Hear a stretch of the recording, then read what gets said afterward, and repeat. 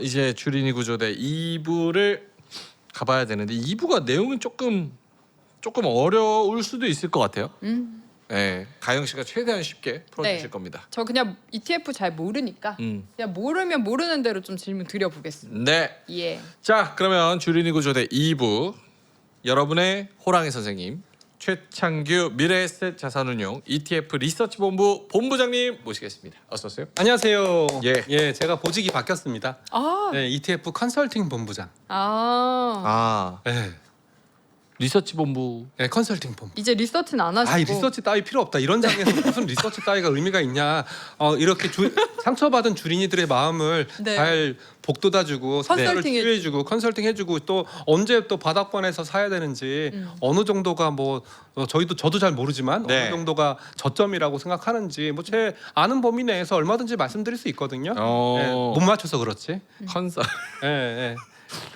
사실 이걸 맞춘다는 개념보다는 아이고. 생각하는 방향성과 그 근거를 가지고 베팅했다가 또 시장이 그렇게 안 움직이면 또 반대로 움직이는 거고. 솔직하게 말씀드려서 사이드카 이렇게 많이 봤는데 그러니까. 여기 계신 분들 중에서 사이드카 서킷 브레이크 이렇게 많이 보신 분 계세요? 저도 없거든요. 없죠. 네, 이런 변동성 장세에서 정확하게 바닥을 맞춘다 또는 고점을 맞춘다 이건 있을 수 없는 일이고 만약에 맞춘다고 하더라도 그건 운이에요. 운. 그렇기 때문에 너무 그렇게 맞추려고 하지 말고 만약에 FOMC에서 금리 동결로 나오면 아니면 인상 시그널이 나오면 어떻게 해야 될지 그리고 또 금리가 제일 중요하지 않습니까? 요즘은 앞서 박지원 부장이 얘기했던 대로 지금 캐펙스 미친 듯이 투자하거든요. 갖고 있는 돈보다 더 많이 투자하고 있어요. 네. 그러면 당연히 마통 땡겨가지고 투자하고 있다는 얘기니까 금리에 민감할 수밖에 없거든요. 그래서 금리가 만약에 튀면 어떻게 방어적인 전략을 취해야 될지 그게 오늘 주제입니다. 네.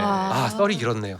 엄청 빨리 정리해 주셨는데요. 네, 예. 목요일 날 또 FOMC 그리고 여러분이 뭐 귀에가 딱지가 않도록 들으시는 10년물 국채 금리 그렇죠. 4.7 네, 이런 걸로. 그래서 일단 시장에서는요 주식, 채권 아마 주린이 여러분들은 채권은 거의 안 건드리실 거예요. 네. 잘 몰라요. 네, 채권 같은 경우에는 금리가 올라가게 되면 채권 가격이 떨어지는 역상관 관계를 갖고 있거든요.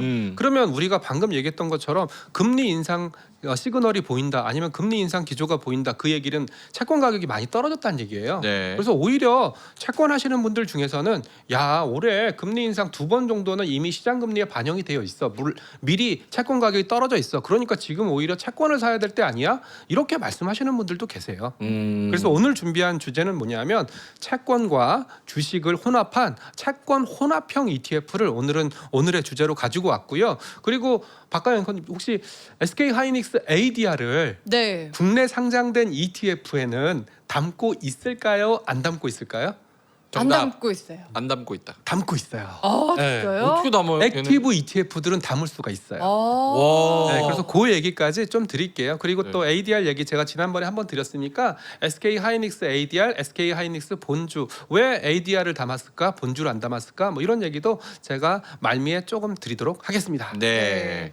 예전에 채권 ETF를 샀었나 뭔지 잘 종목은 기억이 안 나는데 좀 재미가 되게 없었던 기억이 일단 있거든요. 일단 저는 먹고 나왔어요. 네. 아 그래요? 네. 일단 여러분들 요거부터 아셔야 돼요. 채권 ETF의 기초. 자, 3년물 채권 ETF가 있어요. 네. 3년물 채권 ETF. 이 3년물 채권 ETF는 3년이 되면 없어질까요? 아니면 계속 롤오버 될까요? 롤오버. 3년 되면은 그냥 끝나는 거 아니에요? 그거는 만기 매치. 만기 매치? 네. 맞아 저걸 했었어. 네. 네. 바로 되게 중요한 의미인데요. 네. 3년이라고 해도 3년이 딱 끝났을 때 이자 원금 주고 땡. 이것은 만기 매칭형 채권형 ETF고요. 맞아요. 네. 네. 그리고 방금 명 앵커님께서 말씀하신 것처럼 네. 3년이 됐을 때 또 롤오버해서 또 3년을 맞추고 또 1년이 지나면 또 듀레이션이 2년밖에 안 남았지 않습니까? 또 3년을 맞추고 이런 게 일반적인 채권형 ETF예요. 그 두 개 차이는 뭐예요? 두 개 차이는 뭐냐 하면 네. 3년 채권 ETF는 만기라는 게 없는 거예요. 만기라는 게 없고 계속 연장 저한테 돈을 빌리셨어요. 3년 뒤에 갚기로 돈을 빌리셨어요. 근데 3년 뒤에 미안해 내가 사정이 안 돼서 1년만 더 유예할게. 네. 1년만 더 유예할게. 1년만 더 유예할게. 그러면 저와의 채무 관계는 끝나나요? 안 끝나나요? 안 끝나죠. 안 끝나죠. 이게 일반적인 채권형 ETF. 근데 그렇게 계속 롤오버 하는 게 네. 저 그 미국인가 영국에 그거 있잖아요. 그 뭐 100년 채권인가. 네, 영구채라고 부르죠. 네, 영구채 같은 거. 네. 그거는 뭔 의미가 있어요? 어차피 100년 뒤에 갚을 돈 나도 100년 뒤에 갚을 테니까 누가 좀 빌려줬으면 좋겠어요. 나도. 네. 그거는 일종의 주식과 같은 개념이에요. 아. 네. 채권이라기보다는 주식과 같은 개념이고요. 대신에 왜 주식으로 안 발행하고 채권으로 발행했냐? 주식으로 발행하면 주가 희석. 이런 것들이 있으니까 재무제표상 이게, 재무제표상 주가 희석이라든지 그리고 기존 주주들이 싫어할 수 있잖아요. 아하. 주식을 더 발행하는 거니까. 그러니까 100년 이상짜리 영구채는 그냥 주식과 같지만 재무제표상의 유상증자에 따른 희석을 없애기 위해서 채권 형태로 발행을 한 거고요. 그래서 저희는 그런 채권들을 하이브리드 채권이라고 불러요. 자, 오늘 뭐 구구절절 채권 얘기 드리는 이유는 뭐 장도 좀 안 좋고 또 금리도 최근에 가파르게 올라갔기 때문에 네. 채권에 대한 매력도도 많이 올라가서 채권에 대해서 한번 생각해 보십사라고 생각해서 한번 준비를 해갖고 왔고요. 네. 장표 잠깐 보시면은요. 장표. 네. 자, 오늘의 주제는 채권 혼합과 액티브 ETF입니다. 액티브 ETF도 제가 따로 시간을 내서 한 번 더 말씀을 드릴 거예요. 오늘 뭐 기본적인 개념 정도는 말씀을 드리겠고요. 그리고 누누이 말씀드리지만 본 방송은 출연자 개인의 의견으로 저희 미래에셋 자산운용과는 상관이 없습니다. 전혀 상관없습니다. 네, 모르는 이걸- 사이입니다. 이 말씀을 왜 드리냐면 네. 박진영 부장도 제 사랑하는 NH증권 후배예요. 아 그래요? 네, 제가 NH증권 있을 때부터 알던 사이여서 네. 한 10년지기거든요. 어. 저희처럼 이렇게 회사 소속으로 몸을 담고 있으면서 여러분들한테 방송을 하는 사람들은 굉장히 힘들어요. 말 한마디 잘못하거나 했을 때 저희 회사로 꼭 민원을 넣으시더라고요. 아하. 저희 회사 감사팀, 저희 회사 컴플라이언스, 야 제가 방송 나가서 이상한 소리 했다, 징계 좀 때려줘. 저희 입장에서는 굉장히 스트레스거든요. 왜냐하면 저희가 이렇게 방송을 나와서 물론 출연료는 받지만 네. 1시간, 2시간 방송하기 위해서 저희 10시간씩 준비하거든요. 그리고 여러분들한테 좋은 정보 드리기 위해서 정말 노력하는 행위들이잖아요. 근데 거기서 약간의 실수가 있다고 해서 그걸 갖고 야, 이 녀석 잘라라. 그러면 저 당장 생계가 위협을 받거든요. 네. 맞습니다. 아 근데 회사도 거기서 조금 저는 유연하게 대응할 필요는 있다고 봐요. 이제 고객들이 좀 화나서 그러신 거니까 네. 전화해가지고 회사에 그 사람 진짜 이상하다 잘라라 뭐 이렇게 하면 저희도 이상하다고 생각하고 있어요. 이상하죠. 이렇게 약간 좀 분위기를 좀 맞춰줘야 그 화가 덜 나죠. 그게 되게 대응이 그런 게 좋은 게 지하철도 이제 에어컨 올려달라 내려달라 되게 연락이 많이 온대요. 그럼 항상 전화만 내내 받고 올리지도 내리지도 않는다고. 이런 식의 대응. 아 더우시죠. 네. 어우 더우시죠. 어우 그래서- 추우시죠. 그래서 가끔 이런 생각해요. 만약에 제가 어떤 회사에 소속이 아니고 아무런 소속이 없다면 더 진솔되고 직설적이고 위험한 발언들을 마구마구 해도 아무런 문제가 없을 텐데 예, 회사 소속이라는 이유만으로 이렇게 참 생각만 해도 아찔합니다. 그래서 박지훈 부장 밖에서 제가 방송하는 거 봤거든요. 예. 네. 야, 이 친구 표정이 이렇게 어두웠던 적이 처음인 것 같아요. 알겠습니다. 네, 일단 장표. 네, 저 궁금한 게 시작하기 전에 네. 기본적으로 채권에 관심이 없으신 분들이 많은 것 같아서 네. 매력을 먼저 설명을 해주셔야 내용을 들을 거. 아 네. 맞습니다. 네. 채권의 이름, 영어 이름을 잘 생각해 보시면 채권의 영어 이름은 픽스드 인컴입니다. 즉 고정된 인컴을 꼬박꼬박 받는다. 막 증시가 완전히 화랑일 때는 야 하루만 해도 2%, 3%, 4%, 5% 버는데 1년 동안 5% 받는 게 무슨 의미냐 이렇게 생각하실 수 있겠지만 최근처럼 시장이 좀 어수선하거나 부담스럽거나 굉장히 혼란스러울 때는 오히려 픽스드 인컴처럼 꼬박꼬박 금리 또는 인컴을 받는 그런 류의 상품이 필요하고요. 그리고 이 방송을 보시는 주린이 분들이 제가 보기에는 대체적으로 다 젊으신 것 같아요. 네. 그렇지만 저처럼 은퇴를 앞두고 있는 또는 은퇴를 하신 분들 입장에서는 주가 상승에 따른 수익률도 중요하겠지만 매달 꼬박꼬박 얼마가 들어온다라는 게 굉장히 매력적이거든요. 그래서 그 얼마는 안 바뀌어요? 얼마는 바뀝니다. 시장 금리에 따라서 굉장히 많이 바뀌고요. 그리고 그래요? 또 만약에 제가 명 앵커님이랑 예를 들어서 픽스드 인컴 내가 만기가 됐을 때 10,000원 받기로 계약을 맺었고 그때 당시에 금리가 10%니까 그러면 9,000원 정도로 제 채권을 발행하고 나중에 만기가 됐을 때 10,000원 받으면 한 10% 정도 받는 거지 않습니까? 이런 계약을 맺었어요. 근데 만약에 금리가 확 올라가서 20%까지 올라갔다. 그러면은 이 채권 가격은 8,000원으로 떨어지거든요. 이런 금리에 따른 채권 가격의 변동이 있기 때문에 지금은 금리가 계속 올라가서 문제긴 하지만 만약에 금리가 떨어져 준다면 이 금리 떨어진 거에 대한 자본 차익도 채권에서 발생시킬 수 있습니다. 그러니까 채권의 가격과 금리 자체가 서로 역외상관관계이기 때문에 네. 지금 10년물 국채 금리가 막 4.7 막 이렇게 해서 올라가 있는데 이게 떨어진다라고 생각을 길게 봐서 떨어진다라고 생각을 하면은 거기에 대한 자본 차익도 얻을 수 맞습니다. 있다. 한국에서는 채권 자본 차익에 대해서는 비과세거든요. 그래요? 네, 그렇기 때문에 최근에 쿠폰, 인컴이라고 불리는데 쿠폰도 받으면서 혹여나 10년 채권 금리가 4.7에서 4.5로 떨어졌다. 그럼 듀레이션이라고 불리는데 이 듀레이션만큼 추가적인 자본 차익도 발생시킬 수 있기 때문에 채권이 어떻게 본다면 공격적인 투자하시는 분들한테는 매력적이지 않다라고 생각하시겠지만 은퇴자라든지 아니면 인컴 생활자라든지 이런 분들한테는 굉장히 매력적이고 또 제가 오늘 말씀드리려고 하는 게 뭐냐면 채권 절반에 주식 절반 이렇게 오. 반반 섞은 거거든요. 혼합형? 네, 혼합형입니다. 그래서 혼합형이구나. 네, 이렇게 반반 섞었을 때 무슨 효과가 일어나게 되냐면 보통 5대5로 섞거든요. 3대7이나 5대5. 근데 얘가 날마다 5대5를 맞춰줍니다. 무슨 말이냐면 주식이 이만큼 올라갔고 채권이 이만큼 떨어졌을 수도 있지 않습니까? 네. 그럼 올라간 주식을 팔아버리고 떨어진 채권을 사버리는 자동 리밸런싱 효과가 일어날 수 있거든요.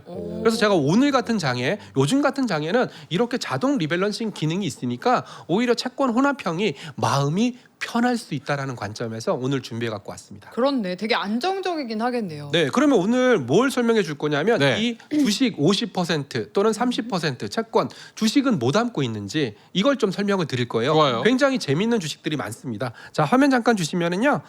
채권 혼합형이라는 것은 주식 30에서 50 그리고 채권 50에서 70 채권은 일종의 쿠폰을 받는 그런 상품이기 때문에 이렇게 변동성이 큰 장에서는 안전벨트 역할을 해줄 수가 있고요. 그리고 주식도 경우에 따라서는 30% 많게는 50%를 담기 때문에 특히 연금 계좌에서 안전자산 비중이 30%를 유지해 줘야 되는 연금 계좌에서 이 채권 혼합형을 담으면 너무 좋거든요. 그래서 채권 혼합형 관심 있게 보시면 좋을 것 같고요. 그러면 어떤 것들이 가장 많이 담고 있는지 한 4가지 유형으로 좀 분류를 해갖고 왔습니다. 네. 첫 번째는 단일 종목형이 있습니다. 단일 종목형. 혹시 어떤 종목 좋아하세요? 저요? 네. 저 SK 하이닉스 좋아합니다. 아쉽게도 SK 하이닉스 단일 종목 채권 혼합은 없습니다. 아. 삼성전자는 있습니다. 아, 그리고 그렇군요. 삼성전자와 SK 하이닉스 두 종목을 묶은 채권 혼합형도 있습니다. 이럴 경우에는요, 삼성전자 한 종목 채권 혼합일 경우에는 한 종목 비중이 제한이 있어요. 얼마까지 제한이 있냐면 30% 제한이 있거든요. 그래서 삼성전자 채권 혼합은 3대7 이런 비중으로 들어가고요. 삼성전자 하이닉스 채권 혼합은 삼전 25%, 하이닉스 25%, 채권 50% 이렇게 들어갑니다. 그거 되게 매력적이네요. 네, 그래서 굉장히 많이 팔렸었어요. 최근에 채권 혼합형 ETF 중에서 가장 많이 팔린 상품이 삼전 하이닉스 채권 혼합입니다. 네. 그리고 제가 이 채권 혼합형은 누구를 대상으로 만든다고 그랬었죠? 주로 은퇴 생활자들. 네. 근데 은퇴 생활자들한테 가장 많이 추천드리는 ETF가 S&P 500, 나스닥 100, 코스피 200과 같은 지수형이거든요. 네. 그래서 지수형 채권 혼합도 있어요. 코스피 200 채권 혼합, S&P 500 채권 혼합, 나스닥 100 채권 혼합 이런 상품들도 있으니까 뭐 지금 S&P 500이나 나스닥 100을 모으시는 주린이 분들 굉장히 많을 거예요. 만약에 내 연금 계좌에 이미 꽉 채웠다. 나스닥 100이. 그러면 안전자산 30%는 나스닥 100 채권 혼합 집어넣으시면 30% 정도가 나스닥 100이 더 들어가는 거니까 내 자산의 79% 정도가 나스닥 100으로 구성을 할 수가 있는 겁니다. 아, 저게 채권 혼합이면 안전자산으로 넣을 수 있는 거예요? 네, 안전자산으로 그건 넣을 수 되게 있습니다. 좋네. 이게 오. 채권 혼합의 가장 큰 매력입니다. 뒤에 50, 10 저건 뭐예요? 50이라는 것은 앞서 주식 비중 50, 채권 비중 50 그 뜻입니다. 그러면 밑에 금채권이나 리츠 부동산 인프라 10은 리츠 부동산 인프라 10은 10개 종목으로 구성되어 있다는 얘기입니다. 리츠 부동산 인프라 합쳐서 10개 종목 채권 혼합. 10%란 뜻은 아닙니다. 그렇군요. 그리고 작년까지만 해도 금이 인기가 굉장히 좋았어요. 금도 금 채권 혼합. 어떻게 생각하세요? 금 채권이요? 네, 금 채권 혼합 또는 S&P 500 금 이런 건 어떻게 생각하세요? 완전 안전자산. 그렇죠. 금은 안전자산 역할을 하는 거고요. 어떻게 보면 인플레이션 해지 목적이지 않습니까? 그런 목적과 채권 이렇게 결합된 채권 혼합 ETF도 있고요. 최근에는 커버드 콜 거기다 커버드 콜까지 붙여서 여기까지 얘기하면 좀 복잡해지는데 예를 들어서 팔란티어, 커버드 콜, 채권 혼합 이런 상품도 있습니다. 않고 예. 네. 잘 됐네요. 어떤 네. 거지? 네. 그러니까 팔란티어 같은 경우에는 변동성이 굉장히 크잖아요. 네. 변동성이 크니까 변동성이 크면 커버드 콜, 즉 콜옵션을 매도 쳤을 때 받게 되는 인컴이 굉장히 커져요. 그런데다 거기다가 나머지 절반은 채권을 담았기 때문에 변동성이 큰 팔란티어, 변동성이 큰 커버드 콜, 그리고 안정성을 보강한 채권 이렇게 세 가지를 묶어놓은 상품도 굉장히 인기가 많습니다. 갑자기 좀 날카로운 질문이 생각났는데 해도 되나요? 네, 너무 뾰족하게만 안 하시면 될 것 같아요. 아 이거 완전 뾰족한데. 네. 저 채권 혼합이라고 하잖아요. 그러면 그냥 내가 테슬라 따로 사고 채권 따로 사지. 채권 ETF를. 아, 왜 굳이 저거를 섞는 게 네. 뭔가 섞었으니까 나한테 뭔가를 이렇게 더 가져가고 싶어서 섞는 거 예리하다, 아닐까? 예리해. 우리 비즈니스를 꿰뚫고 계시네.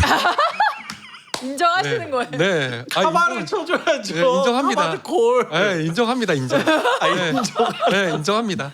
저 100% 인정. 여러분 제가 오늘 밥값 했습니다. 네. 제가 다 밝혀냈어요. 네. 아니 그러면은 채권도 잘 알고 주식도 잘 알면은 굳이 ETF 안 사도 되는 거네요. 아우 제가 감기가 걸려가지고요. 이렇게 훅 들어올 줄 몰랐는데 마치 고춧가루와 같은. 근데 주린이 여러분들 잘 아시겠지만 ETF라는 비클은 여러분들의 편의성을 위해서 만들어진 거예요. 즉 무슨 말이냐면 S&P 500 미국에 상장되어 있는 거 사면 돼요. 네. 사면 되는데 굳이 한국에 상장되어 있는 S&P 500을 사라고 하는 것은 편의성일 가능성이 매우 높아요. 편의성. 즉 미국에 상장되어 있는 S&P 500 ETF를 사기 위해서는 환전해야 되죠. 밤에 깨어 있어야 되죠. 물론 주간 거래 있긴 하지만 밤에 깨어 있어야 되죠. 체결 여부 확인해야 되죠. 그리고 수익률 이런 거 가끔 가다가 이상하면 저희한테 전화해 가지고 야 수익률 이상하잖아 항의해야 되죠. 근데 미국에 상장되어 있는 그런 ETF들은 그런 편의성 측면에서 환전해야 되죠. 그리고 확인해야 되죠. 체결 확인해야 되죠. 그리고 또 미국에 상장되어 있다 보니까 아무래도 운영 보수가 좀 비싸요. 네. 한국에 상장되어 있는 것들보다. 근데 한국에 상장되어 있는 똑같은 ETF 수익률은 똑같지만 환전할 필요 없죠. 주간 낮에 거래할 수 있죠. 그리고 혹여나 뭐 의구심이 생기거나 그러면 저한테 전화해 가지고 야 이거 왜 오늘 가격 이따위야 뭐 이렇게 항의할 수 있죠. 이런 편의성 특히 채권 따로 주식 따로 이렇게 따로따로 사도 되지만 따로따로 샀을 때 따로 사서 체결해야 되죠. 비중 맞춰야 되죠. 그리고 또 비중 엇갈리면 리밸런싱 해야 되죠. 관리를 좀 해주는. 그렇죠. 그리고 여기 되게 합리적인 의견 주시는데 세금 처리에도 좀 차이가 있다. 그렇습니다. 주식형 같은 경우 특히 해외형 같은 경우에는 주식이 다르거든요. 그 세금이 다르거든요. 한국형 주식형 ETF 그리고 한국 채권 ETF 세금이 다 다르기 때문에 이렇게 한 방에 몰아놓고 리밸런싱적인 편의성 그리고 세금적인 편의성 그리고 이렇게 몰아서 또 포트폴리오를 구성하게 되면 연금 계좌의 안전자산에 들어가기 때문에 주식 따로 채권 따로 하게 되면 안전자산에 안 들어가거든요. 채권은 안전자산 들어가지만 주식은 또 안 들어가니까 그런 편의성 측면 그리고 여러분들의 번거로움을 저희 운용사가 다 해결해 준다라는 측면 그리고 또 저희는 새로운 아이디어를 많이 개발을 하거든요. 네. 예를 들어서 테슬라랑 채권, 아니면 엔비디아와 채권, 아니면 애플과 채권 이런 것들은 생각은 하실 수 있겠지만 실제로 연금 계좌에서는 주식 매매가 안 되기 때문에 할 수 없는 부분들도 있거든요. 그런 것들을 한 방에 해결해주는 목적이다라고 생각하시면 좋을 것 같습니다. 그러니까 여기 해외는 양도소득세, 국내는 배당소득세 뭐 이런 거 세금 처리에 있어서 조금 유리한 면이 있는 것 같다. 그리고 화면 잠깐 띄워주시면 이게 가장 오늘 말씀드리려고 했던 핵심인데요. 네. 삼전 하이닉스 저도 사고 싶어요. 이 정도면은 진짜 사고 싶어요. 그렇지만 뭐 최근에 AI 산업에 대한 의구심이 너무 많이 생겼잖아요. 의심이 많이 생겼잖아요. 그러면 저라면 그냥 반도체 채권 혼합으로 사 모으면 어떨까라는 생각에서 오늘 이 주제를 준비한 거예요. 그리고 삼성전자, SK 하이닉스 채권 혼합도 있고요. 그리고 삼성전자 채권 혼합도 있고요. 테슬라 채권 혼합, 뭐 애플 채권 혼합, 엔비디아 채권 혼합, 뭐 AI 탑10 채권 혼합, 그리고 현대 기아차 채권 혼합 이런 것들 굉장히 많이 생각보다 많이 있어요. 그러니까 나의 연금 계좌에 이거는 위탁 계좌에서 사 모으는 용도는 아닙니다. 여러분들이 흔히 매매하시는 위탁 계좌에서 사 모으는 용도는 아니고요. 연금 계좌에서 좀 사 모으는 목적으로 쓰시면 좀 장이 많이 흔들리더라도 채권이 그런 거에 대한 방어 목적을 하고 있으니까 장이 어지간하게 흔들려도 이 ETF는 그렇게 많이 흔들리지 않습니다. 네. 그리고 또 뭐 혹여나 댓글로 이런 채권 혼합 한번 만들어 주세요. 뭐 짬짜면 채권 혼합 이런 거 만들어 달라고 말씀하시면 제가 댓글 보고 그대로 가서 한번 만들어 보자라고 말씀을 드릴 테니까 언제든지 아이디어 계시면 알려주시면 고맙겠습니다. 그런 제안을 할 정도면 사실 주린이가 아닐 거라서. 아니 근데 여기 의견 되게 많이 줘요. 아 그래요? 마스터님. 전문가분들이 아마 주시지 않아요. 예, 그리고 이렇게 종목을 하시다 보면 좀 갑갑하실 거예요. 갑갑하실 거예요. 미국에 있는 주식 이런 것들 뭐 한두 개 요즘 또 미국에 아무래도 뭐 항암제 이런 것들도 잘 나가거든요. 네. 미국 바이오 헬스케어, 채권 혼합 이런 것들도 말씀하시는 분들도 계실 거거든요. 궁금한 게 아까 네. 그거 장표 다시 한번 보여주시면 네. 저 채권 혼합 중에서 현대차 거 있잖아요. 네. 저거는 5종에 1,063억이 지금 시총을 말씀하시는 시총 거죠? 말씀드린 근데 거 만약에 ETF 중에서도 거래량 완전 죽은 ETF들 많잖아요. 많이 있죠. 그러면 궁금한 게 만약에 제가 뭐 어떻게 권유를 받거나 어떤 식으로 해서 제가 한 10억 50억 정도 저거를 현대차 우주 저 1,063억짜리 샀어요. 네. 근데 거래가 잘 안 되는 ETF들이 있잖아요. 그렇죠. 그럼 제가 증권사한테 그거 얘기하면 증권사가 좀 사줘요? 그 시가로? 증권사한테 얘기를 하시면 저희 운용사한테 얘기를 하셔도 되고요. 네. 저희 운용사한테 얘기를 하시면 내가 이 ETF 거래가 너무 호가가 많이 벌어진 것 같다. 저희 운용사한테 얘기를 하시면 저희가 증권사 LP들한테 지시를 내립니다. 호가를 좀 촘촘하게 대달라 이렇게 지시를 내리니까 저한테 얘기하시면 됩니다. 그러면은 맞춰주네. 네네네. 저한테 얘기하시면 되고요. 뭐 간혹 가다가 뭐 에이스 ETF인데 어떻게 하면 됩니까? 저한테 얘기하시면 안 됩니다. 한투 가서 말씀하셔야 되고요. 원큐는요? 원큐. 네, 원큐는 저기 하나자산에 제가 아시는 분 전화번호 원큐도 안 알려드릴 테니까. 돼요? 코덱스도 코덱스. 안 되고. 코덱스도 제가 아시는 분한테 전화드릴 테니까. 타이거만 하시는 거죠? 네네네. 네. 그리고 LP라는 제도가 있습니다. 방금 말씀하신 것처럼 LP라는 제도가 있기 때문에 LP가 의무적으로 제공해야 되는 호가가 있거든요. 해외형은 2%, 해외형은 3%, 국내형은 2% 이렇게 의무적으로 제시해야 될 호가가 있기 때문에 그것은 고객 여러분들의 의무입니다. 의무. 권리. 네, 권리니까 권리. 네, 권리니까 언제든지 요구하시면 될 것 같습니다. 네, LP의 의무, 여러분의 권리. 네. 그렇죠. 예. 알겠습니다. 넘어갈까요? 네. 자, 그리고 지수형 이거는 연금 계좌에서 진짜 많이 하십니다. 요즘 가장 핵심적인 채권 혼합은 과거부터 단일 종목형은 아니었어요. 그리고 삼전 하이닉스도 최근에 삼전 하이닉스 뜨면서 만들어진 상품이지 가장 전통적인 채권 혼합은 나스닥 100, 코스피 200, S&P 500 이런 채권 혼합이니까 저도 지금 만약에 저보고 자녀 계좌 아니면 뭐 아들 계좌 아니면 딸 계좌에서 뭐 모아갈 거냐라고 물어보신다면 네. 뭐 S&P 500이나 나스닥 100과 같은 지수 말씀드릴 거고요. 혹여나 연금 계좌 안전자산 말씀하시면 저는 딴 고민 없습니다. S&P 500 채권 혼합, 나스닥 100 채권 혼합이 어떻게 본다면 연금 계좌에서 가장 안성맞춤이에요. 지수형까지 받고. 네, 그리고 보시면은 지수형도 꽤 많이 팔렸어요. 나스닥 100 같은 경우에도 6종 2.4조 팔렸고요. 코스피 200 같은 경우에도 4종 2.2조 팔렸으니까 채권 혼합 아마 관심이 없으셨을 거예요. 이 방송 보시기 전까지는.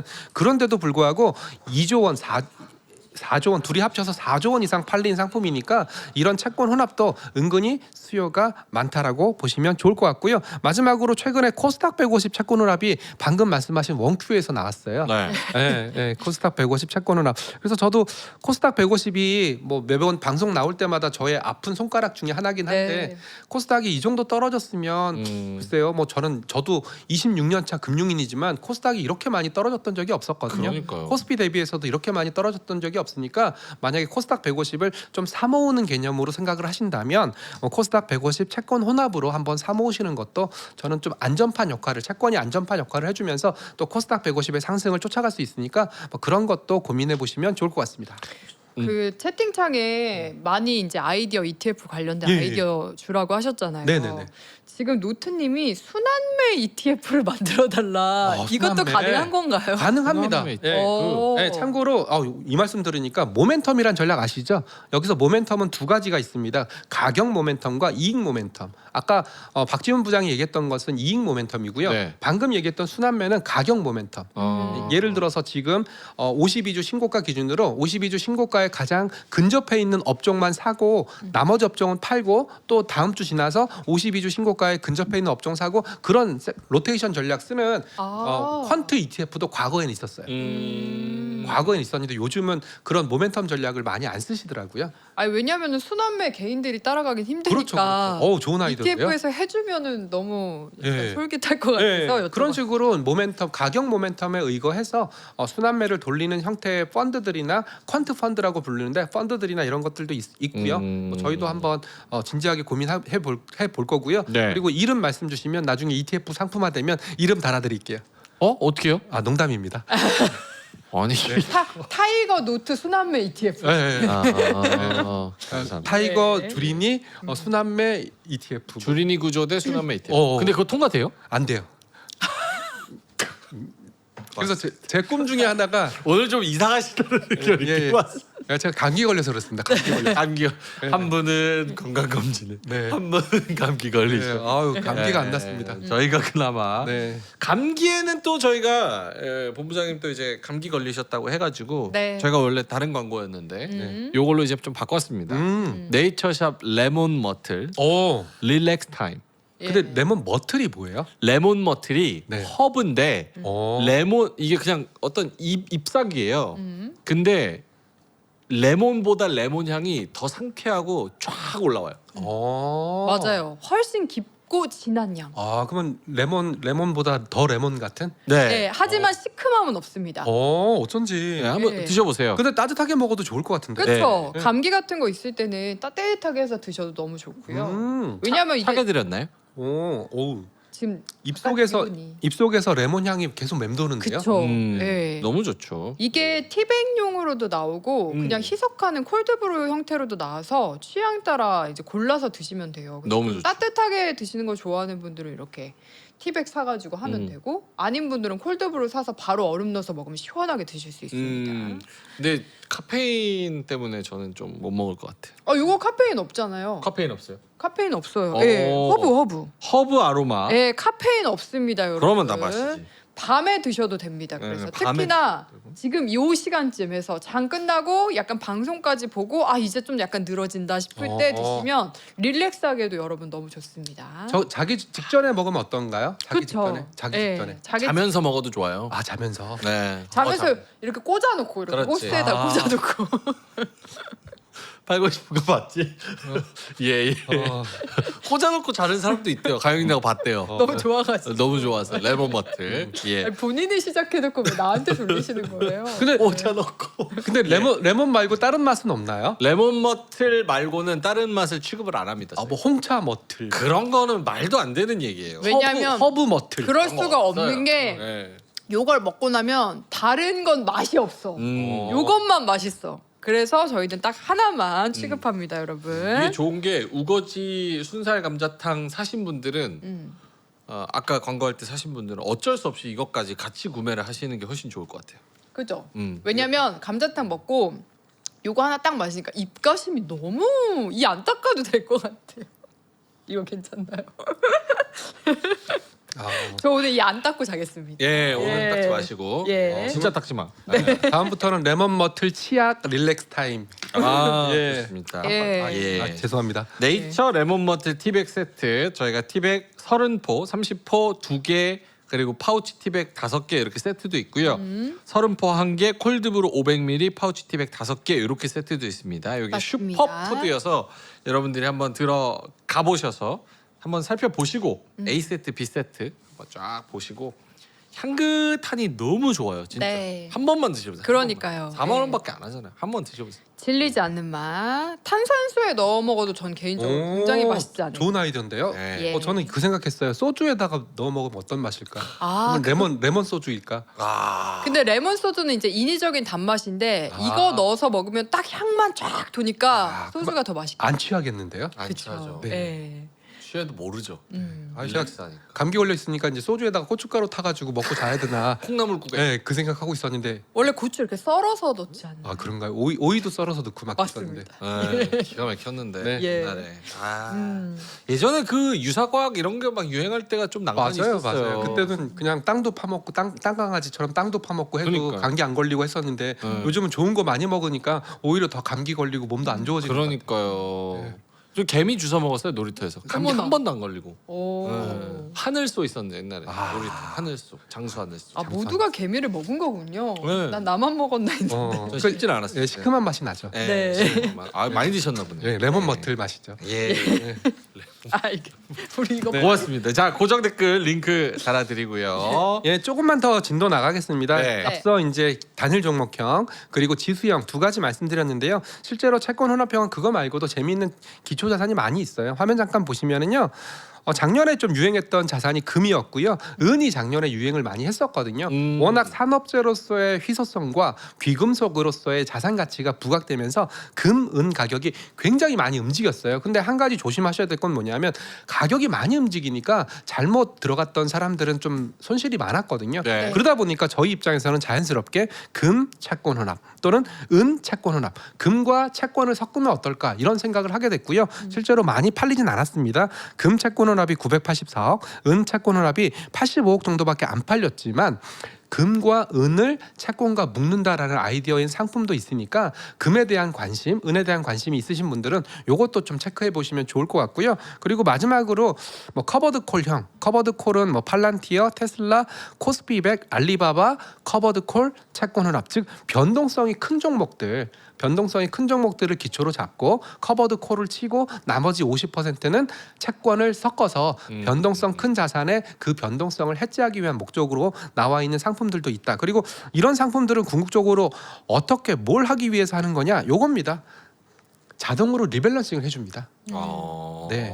무슨 말이냐면 주식이 많이 올라가면 주식을 팔아서 비중을 낮추고 채권이 많이 떨어지면 많이 떨어진 채권을 더 사서 비중을 자동으로 맞춰준다. 이게 바로 채권 혼합형 상품들의 강점이라고 보시면 돼요.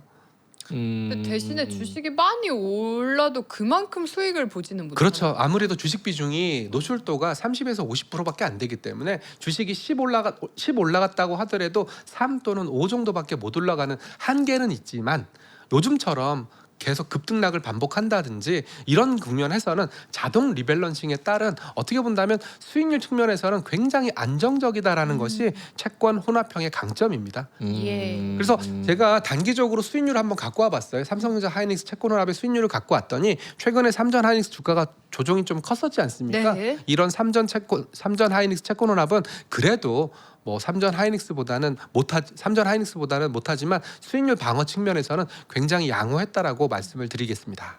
예.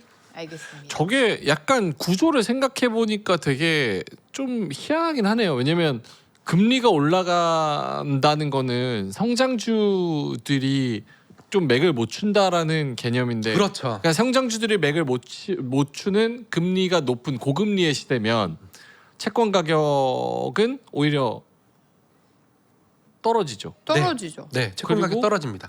엔비디아 뭐 이런 성장주들도 살짝 뭐 비실비실하고. 네.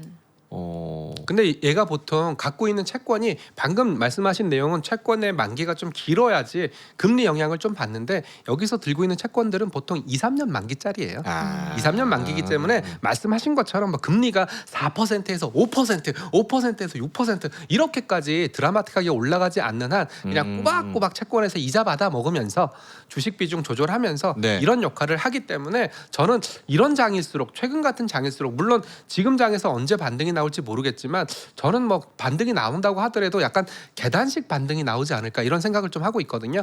그렇다면 이런 장세에서는 연금 계좌에서 채권 혼합형이 대안이 될 수 있을 것 같아서 오늘 좀 길게 좀 준비를 해갖고 왔습니다. 네. 그러면 이 내용으로 넘어가면 좋을 것 같아요. 서두에도 얘기하셨는데 네. 그 ADR 네, ETF 사면은 그냥 국내에서도 요거 살 수 있다. 네, 네. 이 얘기 해주셨죠. 네, 그 얘기 좀 드리겠습니다. SK 하이닉스 ADR을 담고 있는 ETF가 벌써 11종이 되더라고요. 그래서 어떤 종목들이 그걸 담고 있는지 한번 준비를 해갖고 왔습니다. 다행히 뭐 저희 회사 상품도 있고 에셋플러스 상품도 있는데요. 지금 에셋플러스 글로벌 1등 기업 포커스 10 액티브 여기 중요한 거는 다 액티브 ETF입니다. 액티브 ETF 에셋플러스 글로벌 대장장이 이름 재밌죠? 대장장이. 예. 대장장이 뭘까? 대장장이 뭐지? 소부장. 아, 소부장의 한글 이름. 어? 대장장이. 오. 아. 꽃갱이질하고 그 망치질하는 사람들을 대장장이라고 하지 않습니까? 네. 네, 그래서 일종의 글로벌 소부장 기업, 제조 강자 기업들 이런 것들을 대장장이라고 불리우고 있고요. 그리고 나름 되게 귀엽게 지어주려고 예, 한 것 같은데 예. 못 알아들지 않을까 싶어요. 글로벌 대장장이 액티브 하니까 나는 두산밥, 캐터필러 그러니까. 뭐 이런 네. 거 들어있나? 뭐 광산 막 이런 건가. 망치질하는 거니까 망치질. 제조 예. 이렇게 보시면 됩니다. 글로벌 대장장이 액티브. 그리고 글로벌 AI 액티브, 글로벌 AI 인공지능 액티브, 팔란티어 밸류체인 뭐 이런 ETF에서 SK 하이닉스 ADR을 편입을 하고 있습니다. 네.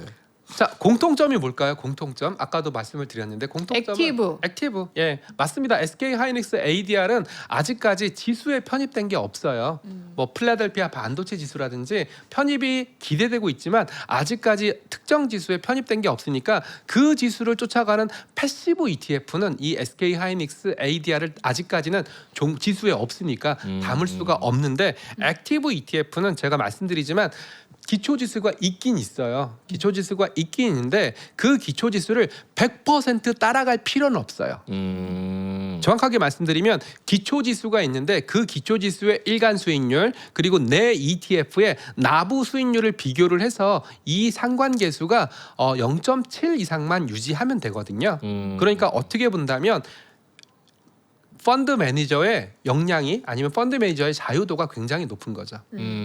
그래서 그렇기 때문에 이 친구들은 SK 하이닉스 ADR이 뭐 본주를 담을 수도 있겠지만 여기는 다 글로벌이라는 공통점을 갖고 있기 때문에 본주를 담는 것보다는 약간 프리미엄 플러스 프리미엄이 발생할 SK 하이닉스 ADR을 담는 게 더 현명한 판단이다라고 생각을 한 것 같아요. 네. 알겠습니다. 아까 그거 채권 혼합 있잖아요. 네. 그거 줘요? 그 배당 배당 주죠. 많이 줘요? 배당은 그렇게 많이 주지는 않습니다. 왜냐하면 주식 비중이 높은데 주식 비중 가만히 보시면 그 주식들이 약간 변동성이 좀 높은 주식들이 좀 많지 않습니까? 변동성이 높은 주식들 뭐 삼전, 하이닉스, 테슬라, 팔란티어 그런 종목들은 고배당주가 아니거든요. 네, 그래서 이런 단일 종목 채권 혼합 ETF는 그렇게 배당이 많이 나오지 않고요. 배당이 많이 나오는 종목은 아까 얘기했던 그 기초지수 플러스 커버드 콜 플러스 채권 혼합. 왜냐하면 기초 종목의 변동성이 굉장히 크다 보니까 커버드 콜 옵션을 매도했을 때 받게 되는 인컴이 꽤 크거든요. 이런 채권 혼합 ETF들은 월 배당 규모가 굉장히 큰 편이고요. 앞으로 잠깐만 한 번만 더 돌리면요. 네. 채권에 약간 은행주 혼합 이런 거 네, 맞습니다. 그런 것 것도 같아요. 그런 것도 있습니다. 예. 있어요? 네. 여기 보시면은 화면 잠깐 보시면은요. 여기 나스닥 100 지수에서 나스닥 100 코스피 100이 가장 많다. S&P 500이 가장 많다라고 말씀드렸는데요. 여기 화면에서 보이시는 것처럼 고배당, 배당 성장, 미국 배당 이런 것들은 말씀하신 대로 그 월 배당 형태로 배당을 주고요. 배당금도 꽤 큰 편입니다. 그래서 그래서 몇 프로예요? 보통 월 1%까지는 안 되고요. 월 한 0.5% 정도 돼서 연으로 환산하면 6% 정도? 많이 주는데. 네, 그 정도 나옵니다. 떼는 거 차 떼고 포 떼고 없죠? 뭐 15.4% 배당 소득세 떼니까. 그거 빼고. 그래서 제가 뭐라고 말씀드렸었죠? 연금 계좌에서 했으면 좋겠다. 참고로 연금 계좌는 배당이 나왔을 때 바로 배당 소득세를 떼지 않고요. 조세 이연 나중에 연금으로 받을 때 연금 소득세로 떼거든요. 연금 소득세가 늦게 받으면 늦게 받을수록 낮아지는데 3.3%에서 5.5%예요. 그래서 저희는 뭐라고 얘기하고 있냐면 조세 이연. 절세라고 얘기하지 않고 언젠간 세금 내는데 조세 이연 효과가 있으니까 일단은 채권 혼합형은 연금 계좌에서 했으면 좋겠다라고 말씀을 드립니다. 그 연금 계좌에서 안전자산을 담아야 되는데 맞습니다. 30%. 거기에 담을 수 있다는 게 저는 진짜 좀 장점이에요. 그렇습니다. 결국 제일 좋은 건 뭐냐면 만약에 이럴 경우는 없겠지만 내가 삼전 하이닉스를 내 연금 계좌에서 70%를 담았어요. 근데 이제 나머지 30%더 이상 못 담거든요. 근데 삼전 하이닉스 채권 혼합을 담게 되면 이 연금 계좌가 30%거든요. 30%의 절반, 15%의 삼전 하이닉스 비중이 생기는 거니까 주식 70% 그리고 나머지 15%의 삼전 하이닉스니까 이론상으로는 85%의 삼전 하이닉스를 담는 그런 효과를 낼 수 있는 상품이죠. 물론 삼전 하이닉스는 개별 종목이기 때문에 연금 계좌에선 담을 수가 없습니다. ETF 형태로 담으셔야 되는데 일단 뭐 이론적으로 그렇게 설명을 드린 겁니다. 네. 근데 이제 해외에도 뭐 미국 배당주 이런 거 ETF 있잖아요. 네. 근데 이거를 사야 되는 거는 앞서 말씀하신 그 세금 문제인 거예요. 그렇습니다. 결국에는? 세금 문제와 편의성. 어. 편의성. 그리고 또 채권도 제가 오늘 말씀을 별로 안 드렸는데요. 네. 한국 채권을 담는 ETF도 있고요. 미국 채권을 담는 ETF도 있어요. 오. 같은 채권 혼합형이라고 하더라도 한국 채권이 더 좋죠. 지금은 금리를 보신다면 미국 채권이 더 좋죠. 아. 그리고 또 지금은 환율이 좀 떨어지긴 했지만 얼마 전까지만 해도 환율이 굉장히 약세였지 않습니까? 그렇다면 환차익을 노릴 수 있는 미국 채권이 더 나을 수도 있어요. 아, 환율 효과도 또 생각을 그렇습니다. 해야 되네요. 네, 그래서 보통은 한국 자산이면 한국 채권, 미국 자산이면 미국 채권 이런 식으로 채권 혼합형을 만들었었는데요. 아. 최근에는 그런 환율 효과를 노리기 위해서 그리고 한국 증시가 너무나 좋았기 때문에 한국 자산, 미국 채권 이런 형태의 채권 혼합형 ETF도 속속 등장하고 있습니다. 네. 알겠습니다. 아, ETF. 오, 저런 거 알려주시니까 저는 되게 좋은 것 같아요. 이래저래 그럼요. 옵션을 좀 넓혀서 생각할 수 있으니까. 근데 확실히 요 채권 이쪽은 주식하던 분들한테는 이 도파민이 상대적으로 근데요, 적지 않나. 장이 언제까지나 좋거나 언제까지나 나쁘진 않아요. 그래서 제가 맞습니다. 드리는 말씀은 뭐냐면 네. 항상 주식 하나에 올인하실 필요는 없어요. 주식이 안 좋을 때는 약간 뭐 채권으로 도망간다든지 아니면 뭐 리츠와 같은 대체 자산 아니면 금과 은과 같은 대체 자산으로 도망간다든지 그런 탈출구를 충분히 만들어 놓을 필요가 있다라는 게 제 생각이고요. 그런 의미에서 ETF는 웬만한 자산군은 다 커버하고 있으니까 ETF를 활용해 주시면 저도 나중에 인센티브도 많이 받고 네. 그리고 편의성. 아까 전곡을 찌르셔가지고 주식 ETF 채권 ETF 따로 사면 안 돼요. 어휴 깜짝 놀랐네. 고맙습니다. 네. 알겠습니다. 자, 그러면 보내드릴까요? 네, 요새 뭐 ETF 바닥에서 좀 뭐 재밌는 저 하나 그러면 궁금한 거 네, 있어요. 예, 예. 좀 시간이 남은 것 같아서 그 원래 QQQ 많이들 사시잖아요. 네네네. 근데 최근에 IQQ가 나왔더라고요. 네네네. 근데 완전 커버하는 건 똑같다고 하는데 네 똑같습니다. 회사만 다릅니다. 맞아요. 근데 이렇게 새로 나온 거 해도 괜찮은 거예요? 일단은 두 가지 의미가 있는데요. QQQ 같은 경우에는 전통적인 나스닥백 ETF다 보니까 나스닥백이 최근에 많이 올랐지 않습니까? 가격이 비싸요. 이미 네, 가격이 비싸요. 요즘 유행하는 게 주식 사 모으기, 소수점 주식 모으기 이런 게 왜 나왔냐면 QQQ 같은 경우에는 가격이 굉장히 한 주 살려고 해도 가격 단위가 커졌거든요. 그런데다가 얘들이 전통의 자산이다 보니까 운용 보수가 좀 비싸요. 네. 처음에 그 증권사들이나 뭐 ETF 내고 네. 이벤트도 막 해요. 요거 사면은 뭐 드릴게요, 막 이런. 뭐 예전에는 좀 했었던 것 같은데요. 요즘은 뭘 하냐면 많이 거래대금 아니면 내 연금 계좌에 이런 뭐 반도체 ETF 시리즈로 갖고 있니 안 갖고 있니 이런 류의 이벤트들을 좀 많이 해요. 그리고 아까도 정말 좋은 질문 주신 게 ETF는 상장돼서 거래되는 펀드다 보니까 거래량이 적어지면 곤란하거든요. 그래서 신규 상장 ETF는 말씀하신 것처럼 거래대금 이벤트 몇 주 이상 거래하시면 뭐 추첨해서 얼마 정도 드립니다. 이런 이벤트들도 많이 하시니까 거래하시는 증권사 홈페이지 들어가시면 뭐 특정 ETF들 그런 이벤트들 많이 있으니까 뭐 그런 것도 잘 활용하시면 꿀팁이 될 수 있을 것 같습니다. 네. 그래서 IQQQ 같은 경우에는 회사만 다른 거예요. 회사 다르고 보수 다르고 그리고 최근에 상장했으니까 단가가 좀 낮겠죠. 그러니까 보수가 훨씬 싼데 네. 이렇게 새로 생긴 거를 그러면 똑같이 생각하고 들어가도 괜찮은지가 사실 궁금했어요. 저는 전혀 상관없다고 어. 생각합니다. 그거는 개인의 취향일 뿐이죠. 근데 네. 한 가지 우려되는 부분은 새로 상장한 ETF는 방금 우리가 얘기 나눴던 것처럼 유동성. 즉 내가 원하는 가격에 호가가 촘촘하게 되어 있을 네. 거냐 이런 이벤트들이 이런 이슈들이 있을 수 있거든요. 아무래도 QQQ는 전통의 자산이다 보니까 매매를 많이 하시거든요. 근데 신규 상장된 그 ETF 같은 경우에는 거래량이 좀 적을 수도 있어요. 뭐 그런 이슈들도 있으니까 뭐 어떤 게 낫다 나쁘다를 논하기 전에 자기의 취향대로 뭐 그렇게 매매하시면 좋을 것 같습니다. 네. 예.